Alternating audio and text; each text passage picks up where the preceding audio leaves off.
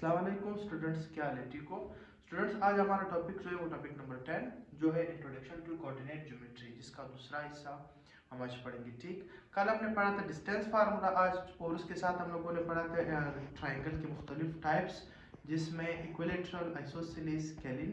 ये हमने कल क्या किया था, कल पढ़े थे।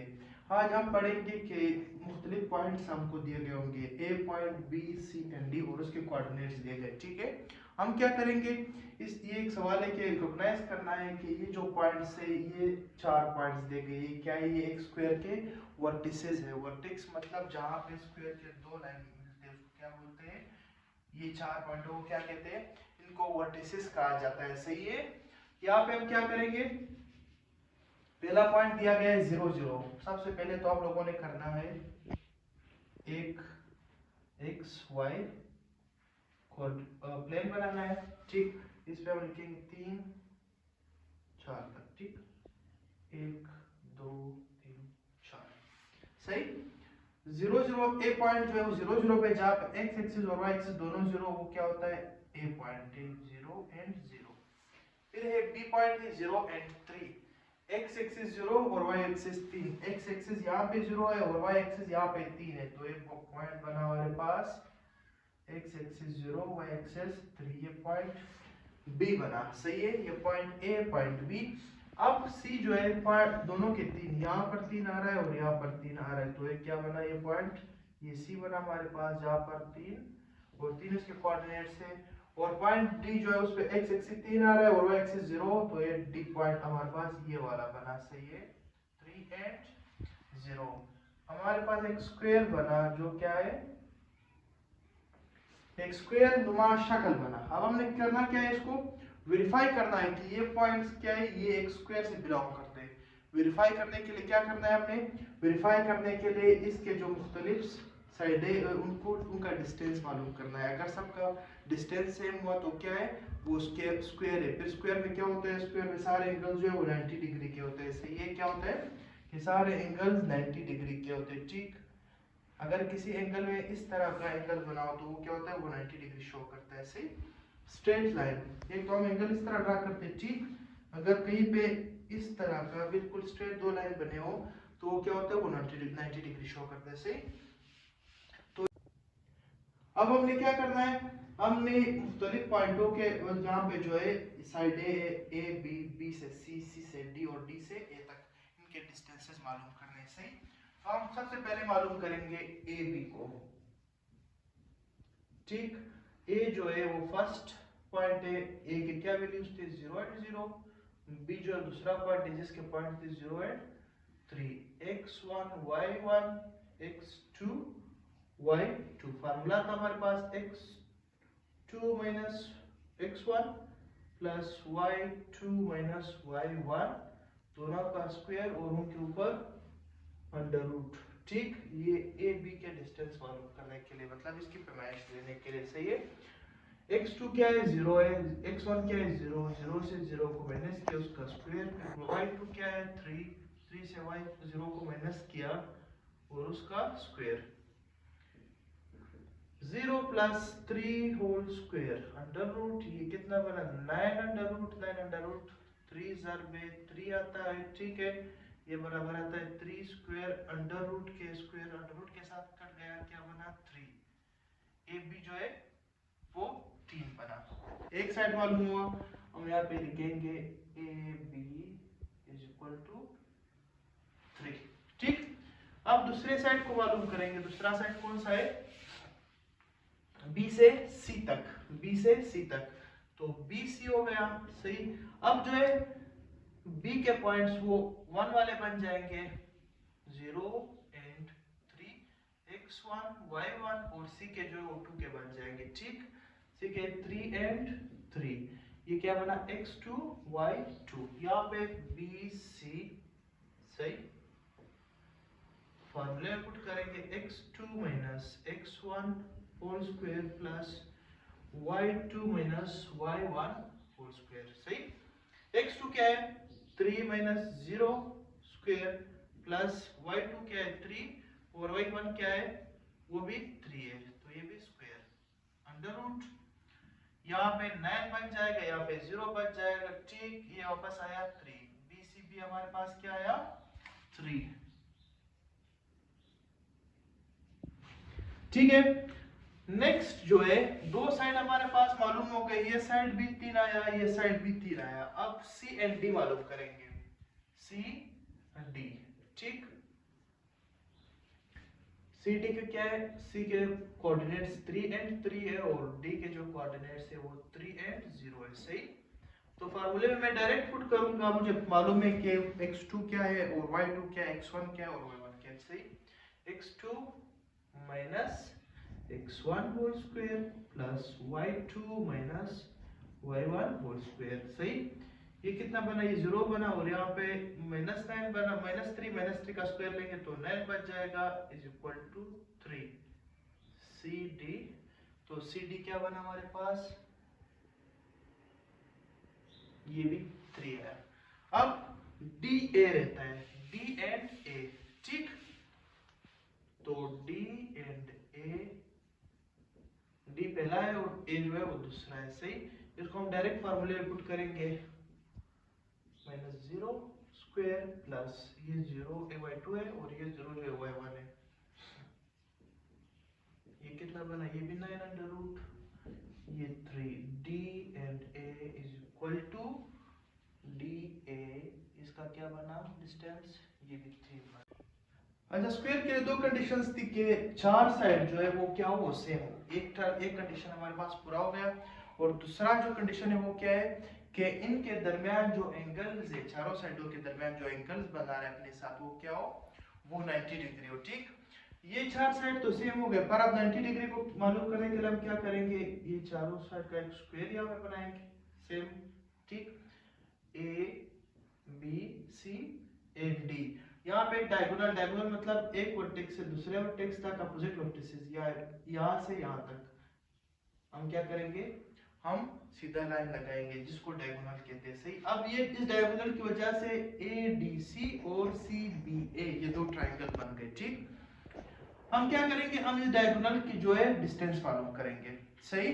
फिर ये हाइपोटेन्यूज आ जाएगा, ये हाइपोटेन्यूज है, हाइपोटेन्यूज परपेंडिकुलर और बेस।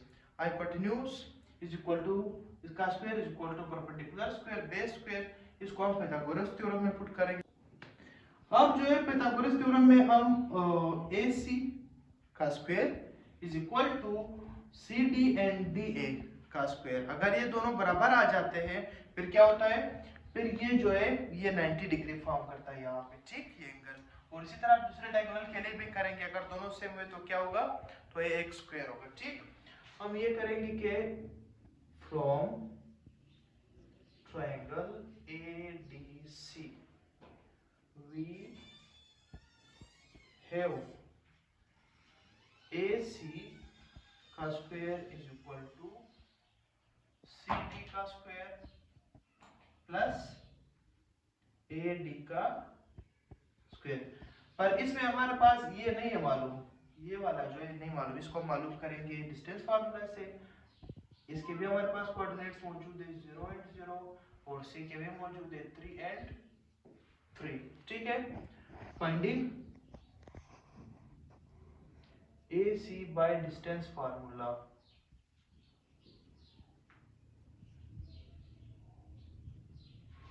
सही।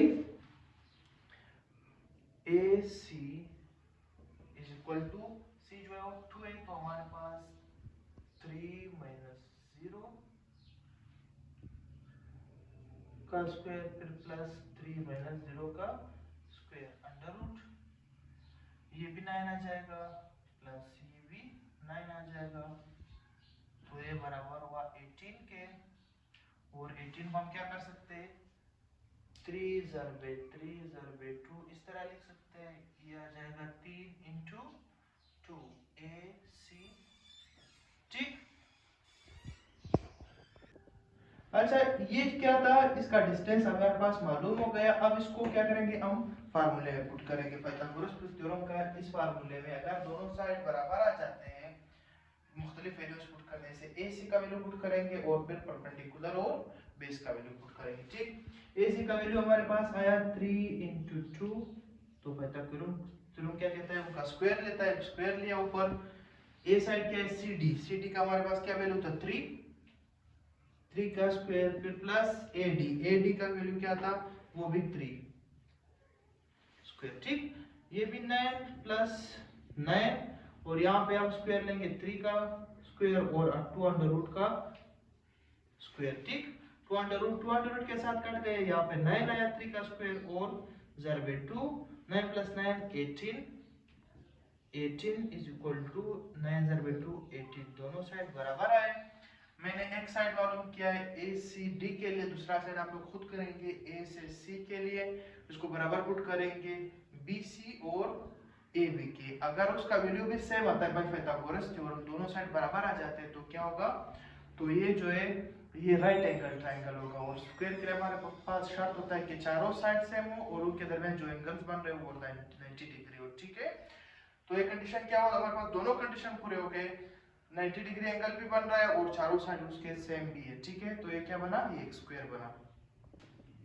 अच्छा, स्क्वायर का तो हम लोगों ने मालूम कर लिया, ठीक, कि चारों साइड सेम और उनके दरमियान जो चारों एंगल है वो भी 90 डिग्री के हो। अब हम क्या करते हैं, नेक्स्ट जो है रेक्टेंगल है, रेक्टेंगल में क्या करना है, आप लोगों ने 4 साइड दिए गए होंगे, ठीक, सिर्फ वर्टिसेस इस तरह के दिए गए होंगे और आपसे पूछा गया कि इसको प्रूफ करो कि ये रेक्टेंगल है या नहीं है। अगर दो साइडों के जवाब, दो साइडों के डिस्टेंस सेम आते हैं, ठीक, और दूसरे दो साइडों के सेम आते हैं, मतलब दो के सेम और फिर क्या हो, दो के सेम, इस तरह A B C and D, A and B is equal to C and D, ठीक, और A and D is equal to B and C, सही। ये दो साइड अपोजिट साइड बराबर हो और ये दो अपोजिट साइड्स बराबर हो, तो क्या होगा, वो रेक्टेंगल होगा। और इसमें भी 90 डिग्रीज का जो रूल है वो फॉलो करता है, सारे एंगल जो है वो क्या है, वो 90 डिग्रीज होंगे। इसमें भी हम क्या करेंगे, एक डायगोनल लेंगे और ये हाइपोटेन्यूज बन जाएगी, के लिए एक परपेंडिकुलर और एक बेस बन जाएगा, सही। और एक होता है पैरेललोग्राम, पैरेललोग्राम में क्या होता है, उसमें दो अपोजिट साइड जो पैरेलल होते हैं एक दूसरे के, ठीक। पैरेलल से क्या मतलब है कि ये दो लाइन, इसको हम जितना भी एक्सटेंड करते हैं ये आखिर तक एक दूसरे को नहीं काटेंगे, सही। या फिर इस तरह के दो लाइन जो इसको जितना भी एक्सटेंड करे वो आखिर तक एक दूसरे को नहीं काटे, जितना भी एक्सटेंड करे, ठीक है।